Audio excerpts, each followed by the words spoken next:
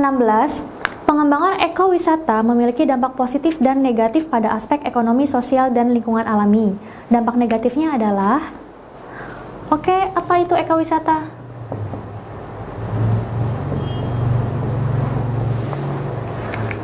Ekowisata adalah pariwisata berwawasan lingkungan dengan mengutamakan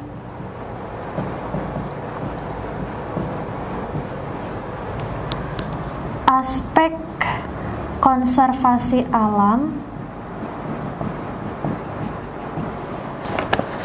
pemberdayaan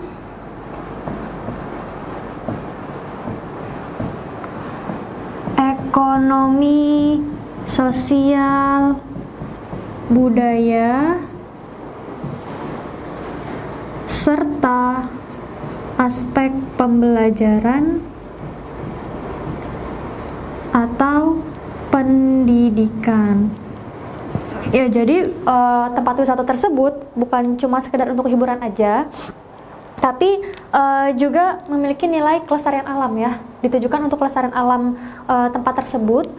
Kemudian pemberdayaan ekonomi masyarakat setempat ya, bagaimana dengan adanya wisata tersebut bisa mendongkrak perekonomian masyarakat ya, pendapatannya.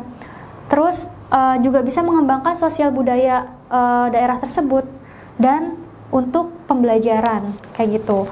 Nah, kita lihat di sini dampak negatif yang ditanyakan. A.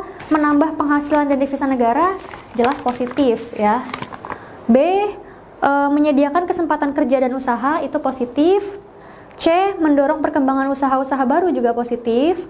D. Timbulnya kesenjangan sosial. Nah, ini baru negatif ya. Kesenjangan sosial itu artinya ketimpangan ya, dimana ada yang kaya-kaya banget, yang miskin-miskin banget, seperti itu. Nah, mungkin bagi para investor, mereka akan menjadi kaya gitu ya, tapi bagaimana dengan masyarakat setempat yang tidak punya investasi apa-apa kayak gitu. Nah, itu akan menimbulkan kesenjangan. 16D. Yang E, meningkatkan kesadaran masyarakat tentang konservasi sumber daya alam, jelas itu positif juga. Ya, 17. Tindakan manusia yang mencerminkan pembangunan berkelanjutan adalah nomor. Ya, pembangunan berkelanjutan ini merupakan isu yang terus dibahas ya, karena terkait dengan masa depan bumi kita. Nah, kita ingat lagi, apa itu pembangunan berkelanjutan? Yaitu pembangunan untuk memenuhi kebutuhan masa kini, sekarang, tanpa mengurangi kemampuannya untuk memenuhi kebutuhan di masa depan. Ya, jadi pembangunannya bukan cuma mikirin sekarang aja nih, tapi gimana caranya supaya anak cucu kita juga bisa merasakan, seperti itu. Nah, kita lihat pernyataannya. Nomor 1, intensifikasi pertanian melalui teknologi tepat guna. Intensifikasi itu adalah memperbanyak hasil produksi ya, dengan cara mempercanggih teknologi ya, dan luas lahannya itu sama, tidak diperluas. Maka nomor 1 benar. Nomor 2, ekstensifikasi pertanian dengan membuka lahan hutan. Ekstensifikasi itu adalah memperbanyak hasil produksi dengan cara memperluas lahan. Nah, di sini dikatakan bahwa memperluas lahannya itu dengan cara membuka lahan hutan. Itu tidak berkelanjutan ya, salah. Karena hutan itu fungsinya banyak banget ya. Selain penghasil oksigen, dia juga untuk mengurangi polusi, terus cadangan air ya, dan lain-lain. Udah gitu, di hutan itu jenis flora faunanya itu sangat beragam, alias memiliki biodiversitas yang tinggi. Maka ketika hutan yang begitu banyak manfaatnya digantikan dengan lahan pertanian yang cuma satu jenis, itu rugi gitu ya. Maka nomor 2 salah. Nomor 3, diversifikasi dengan menganeka-ragamkan usaha tani. Ini benar. Diversifikasi itu artinya penganeka-ragaman ya, penganeka-ragaman jenis tanamannya misalkan. Jadi nomor 3 iya. Nomor 4, rehabilitasi pertanian dengan pemulihan produktivitas tanah. Rehab itu berarti memperbaiki, benar juga. Nomor 5, mekanisme pertanian dengan menggunakan teknologi modern.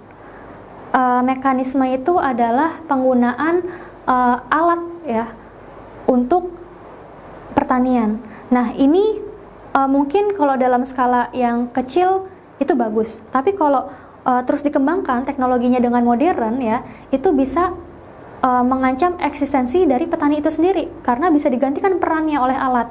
Jadi yang nomor 5 salah. Yang benar adalah 1, 3, dan 4. Jawabannya yang C.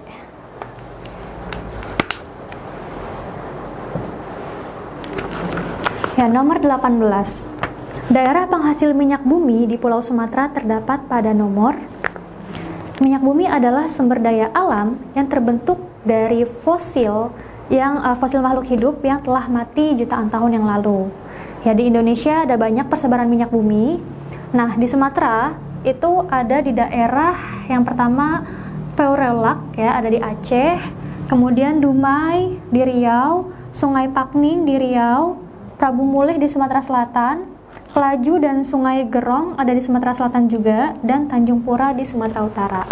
Maka nomor 18 jawabannya yang nomor 4, Dumai ya. Ini Dumai, Pelaju, dan Prabu Mulih. Yang E, 4, 5, dan 6. Nomor 19, perhatikan gambar berikut. Kesimpulan dari gambar tersebut adalah, ya ini adalah gambar piramida penduduk ekspansif ya.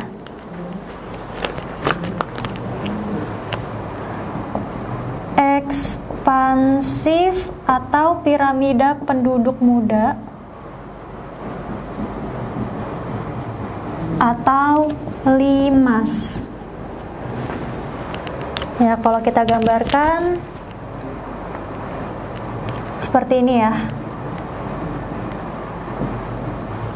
Kesamping itu adalah banyaknya penduduk ya, jumlah penduduknya, kanan kiri itu laki-laki dan perempuannya, yang dari bawah ke atas itu umurnya.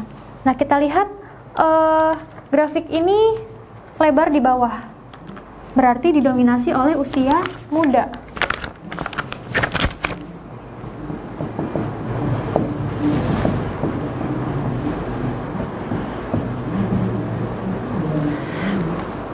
Terus banyak anak bayinya ya. Ini anak bayi paling banyak nih di usia 0. Berarti kelahirannya tinggi ya, tapi kematiannya juga tinggi.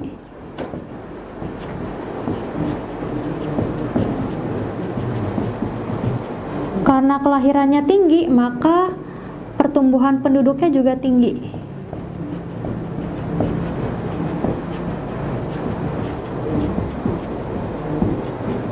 Dan grafik seperti ini ya adanya di negara berkembang.